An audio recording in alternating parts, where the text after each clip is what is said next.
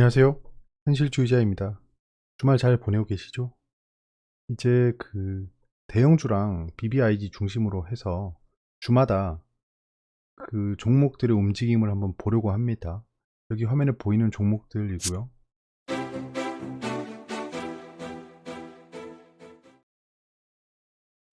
한국을 주도하고 있는 섹터죠.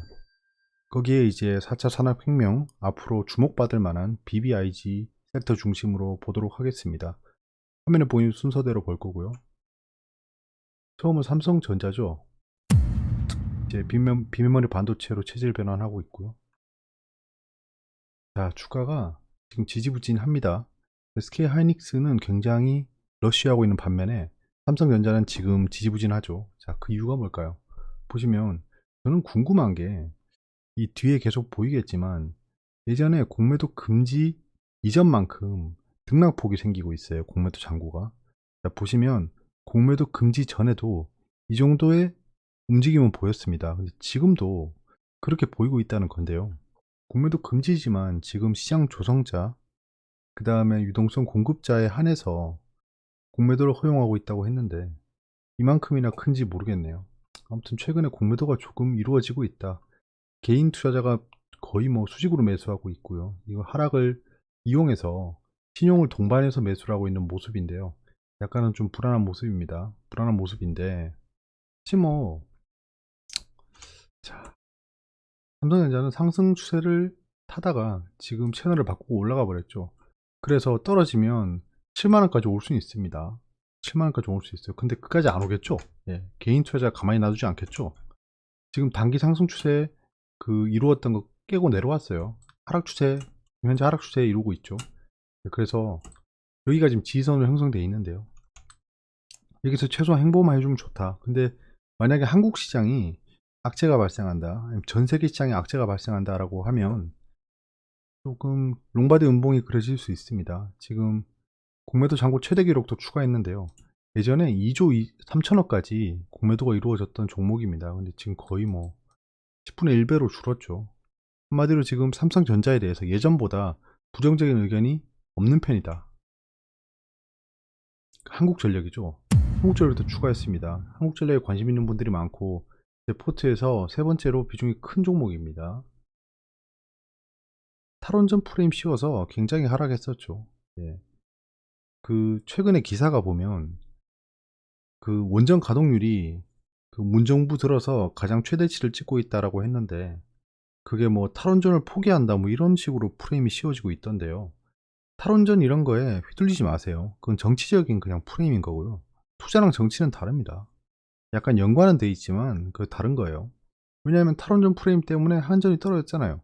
근데 제가 한국전력 영상에서 말씀드렸다시피 원전의 가동률이 떨어지는 건 보수하는 기간 때문이었습니다. 그래서 지금 원전의 가동률이 원래 복구될 시기였고요. 자, 그러면 이제 한국전력의 수익이 나쁘지 않겠죠. 기사들도 보면 흑자 전환했다, 저유가에 미소 지었지만 한전이 올해 흑자 유지 글쎄라는 이런 아주 환영할 만한 기사도 있네요. 예, 부정적인 기사가 많아야 돼요. 곡소리 날 때 사야 됩니다. 한국전력 지난해 영업이익 4조 863억. 굉장히 많이 냈네요. 전년비 이제 420% 올랐다. 주가는 좀 지지부진한 모습이죠. 상승 추세는 타고 있고요. 예, 완만한 상승 추세로 가고 있습니다. 지금 여기서 상승을 시작하면 역머리 역경이 됩니다. 그럼 다시 슈팅 나올 수 있겠죠. 여러분들 지금 한국전력 주가를 보시면 예전에 막 6만원 7만원 하던 게 지금 이 가격까지 와 있는데요. 집중해야 될 게 하나 있습니다. 한국전력에 대해서 걱정하시는 분들이 많습니다. 저도 포트에서 비중이 굉장히 큰 종목이기 때문에 뭐 굳이 걱정을 해야 된다면 이 종목 걱정해야겠죠. 근데 걱정을 안 하고 있는 이유가 있습니다. 왠지 아세요? 장기 하락 추세가 깨졌습니다. 더 이상 하락하지 않습니다. 한국전력은 더 이상 하락하지 않는다. 하락하더라도 2만원 밑으로 내려가기 힘들다. 2만원대가 오면 매수 타이밍이다라고 보입니다.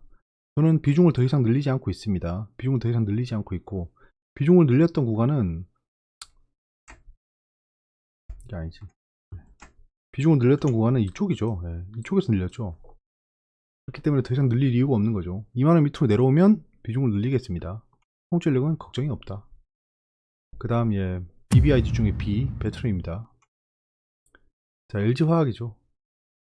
LG화학은 지금 100만원 넘어있죠? 아직 깨졌네. LG화학도 상승 추세를 타고 있어요. 예. 상승 추세를 타고 있고, 지금 신용이 굉장히 많이 줄었습니다. 신용이 줄고 다시 올라가고 있는데요.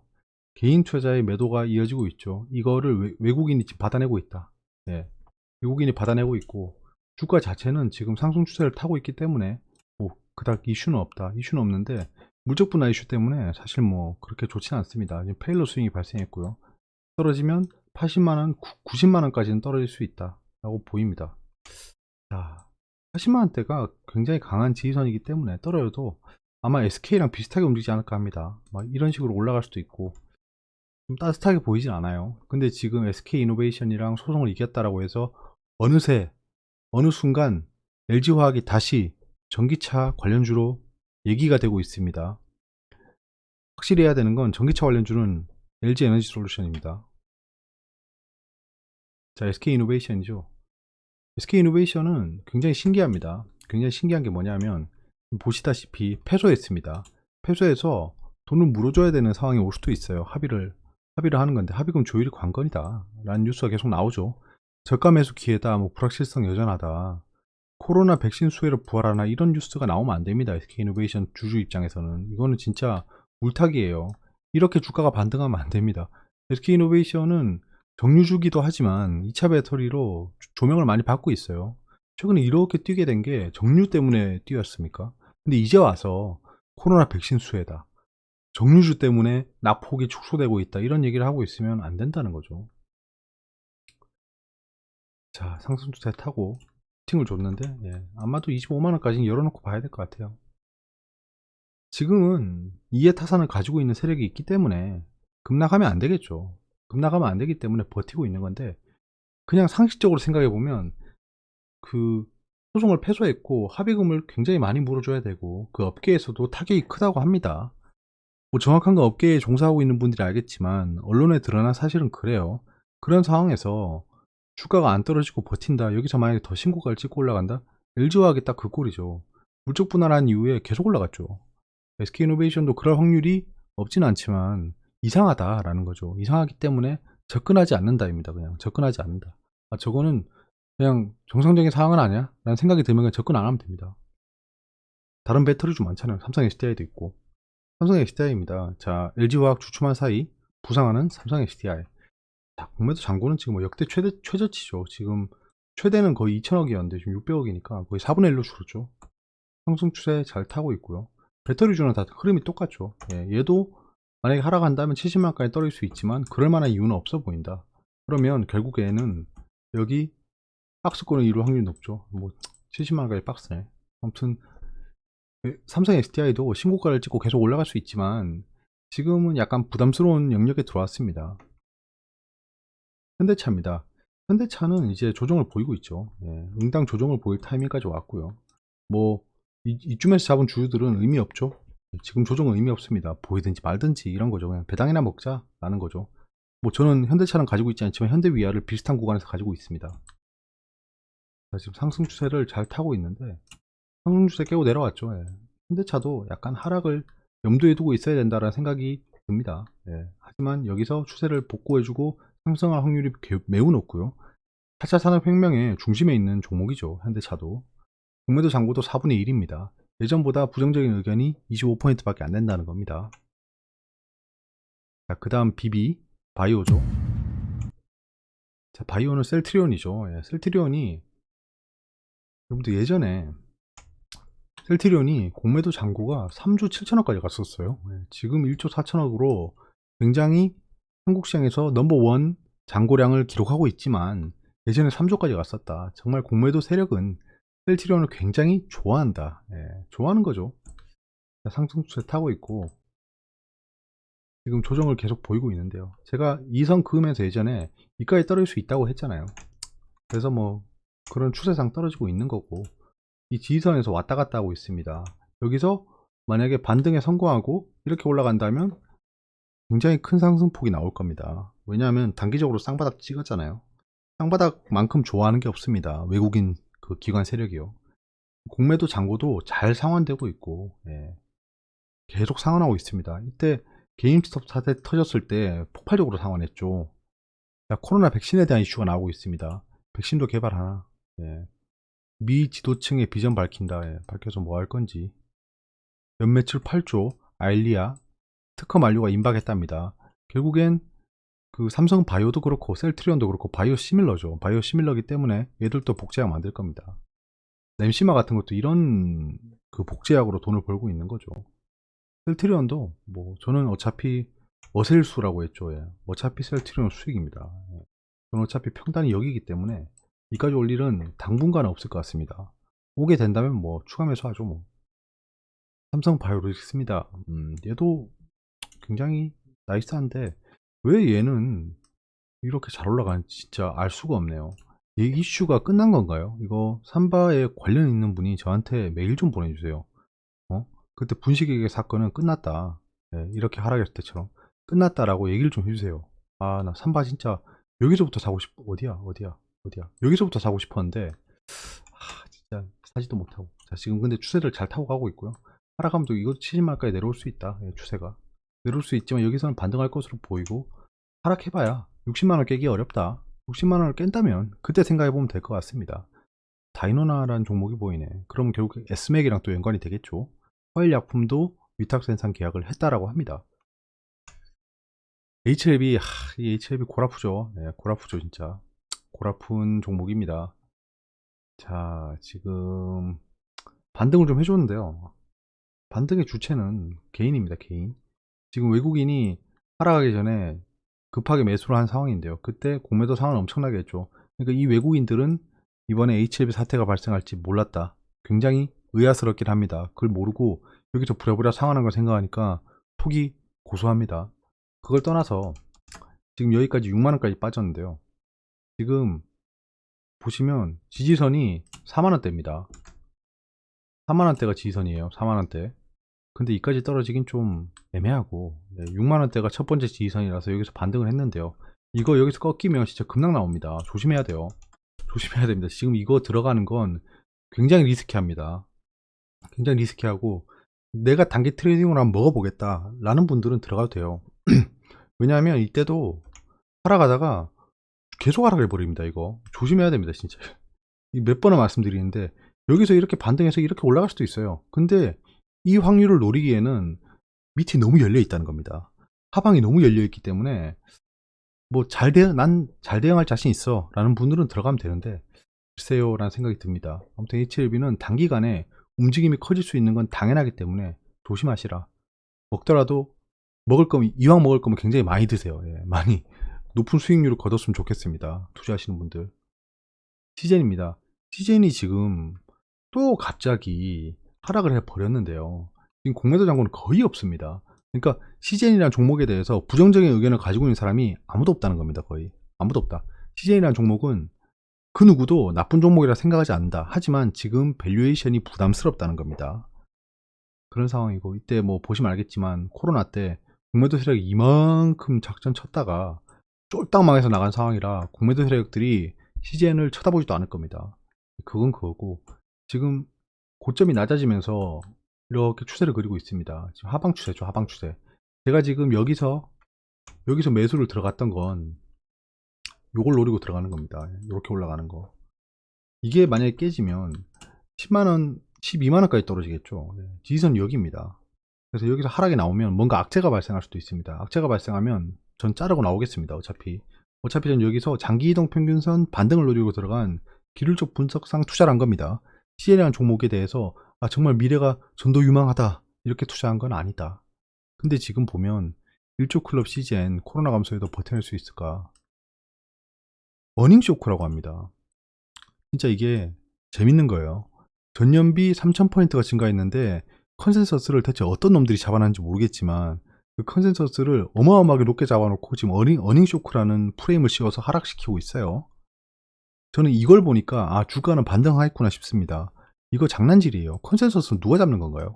기관 투자자들이 잡는 겁니다. 근데 지들이 멋대로 컨센서스를 잡아놓고 지금 어닝 쇼크라고 기사를 내고 있어요. 말이 됩니까? 3000% 오른 회사한테 어닝 쇼크래요. 진짜 장난도 좀 작작 쳐야 됩니다. 이런 건. 자, 그 다음에 BBI 인터넷입니다. IoT 시대의 초연결의 중심에 있죠. 자, 네이버입니다. 네이버 말해 뭐합니까? 네이버는 우리 현자 여러분들도 다 아시겠지만 굉장히 그 상승이 크게 나올 것이라고 알고 있었다. 예. 저는 뭐 비록 단타로 먹었지만 말씀드렸다시피 이까지는 갈 수 있다라고 말씀드렸습니다. 지난주에. 지금 거기까지 가고 있고요. 여기 오면 조금은 생각해 봐야겠죠. 매도하는 사람이 많아질 겁니다. 그럼 여기서 하락을 할 건데 이 하락을 했을 때 이까지 가느냐? 그건 또 아니에요. 제가 봤을 때 여기서 이렇게 반등하면서 일단 싼 고점을 찍을 겁니다. 그래서 지금 투자하는 건 좀 위험해 보이고 조금 부정이 보이면 그때 투자해도 늦지 않다. 정말 나는 기다릴 자신이 있다라고 하면 이렇게 3분할 매수하면 됩니다. 3분할 매수. 아니면 그냥 네이버는 내 종목이 아닌가 보다 하고 보내면 됩니다. 지금 보면 네이버는 더 이상 포털 서비스가 아니에요. 제가 2년 전인가 말씀드렸다시피 네이버는 파이낸스로 가는 겁니다. 카카오도 똑같습니다. 카카오 똑같아요. 카카오도 지금 공매도 잔고가 뭐 10분의 1 미만이죠. 그래서 카카오나 네이버 종목에 대해서 부정적인 의견을 가지고 있는 세력은 없다. 그만큼 주가의 상승 탄력은 굉장히 좋을 겁니다. 자, 이것도 똑같이 이렇게 갈 수 있다. 근데 이것도 네이버랑 똑같습니다. 흐름이. 약간 이런 쌍봉을 한번 찍을 거예요. 쌍봉을 뚫고 올라가면 다시 신고가 돌파죠. 그런 식으로 좀 기회를 봐야 될 것 같습니다. 지금 와서 장기 투자한다고 네이버 카카오를 산다? 뭐 결과는 좋을 수 있습니다. 하지만 약간은 불리한 포지션이겠죠. NH 한국사이버결제입니다. 이게 지금 약간 골을 좀 썩이고 있죠. 골을 좀 썩이고 있는데요. 보시면 코스닥 주간 외국인 순매도 1위가 NH 한국사이버결제입니다. 별다른 악재가 없이 하락한 겁니다. 그 결제 관련주들이 비트코인 그 호재에 힘입어 상승하는 와중에도 얘는 떨어졌어요. 작년 영업이익이 400억이다. 전년비 24% 올랐습니다. 3분기 실적 기대치 상회했습니다. 어떤 놈은 어닝 쇼크라고 떨어지고 어떤 놈은 기대치 상회했다고 떨어지고 난리 부르스예요. 그래서 언론에 휘둘리면 안 된다. 일단 매동만 보고 가는 겁니다. 한국 신용카드 결제 주식 12만 주 취득, 뭔가 모멘텀을 가져가려고 하는 거고요.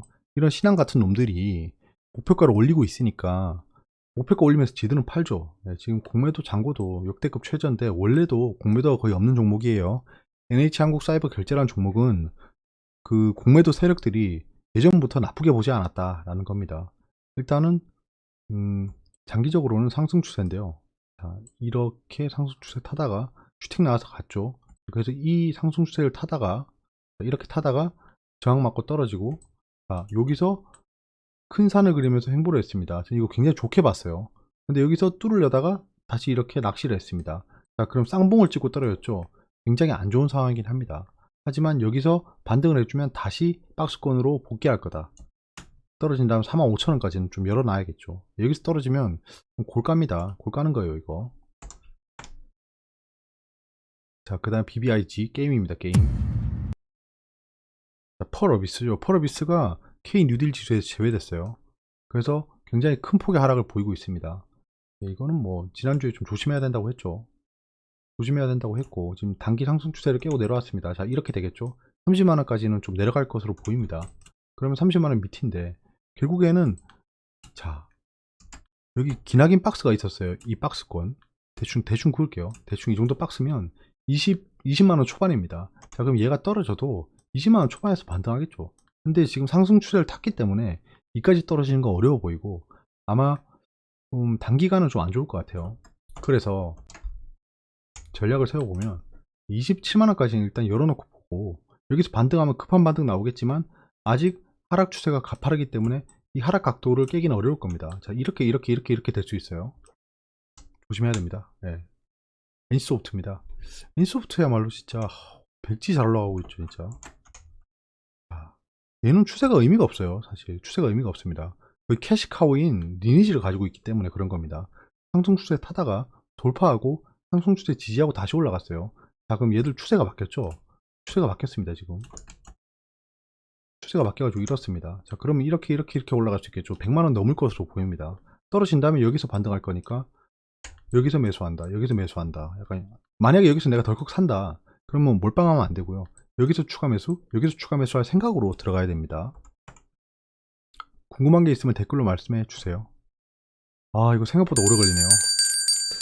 매주 이렇게 한번 보겠습니다. 이 주도하는 섹터를 계속 지켜본다는 건 굉장히 중요합니다. 주도주가 방향을 어떻게 트느냐에 따라서 시장이 바뀌기 때문이에요. 거기다가 이런 대형주들이 대형주임과 동시에 미래 산업을 이끄는 BBIG입니다. 그렇기 때문에 여러분들도 굉장히 좀 집중을 해서 이 종목들을 보고 있으면 한국 시장의 방향을 알 수 있을 거다.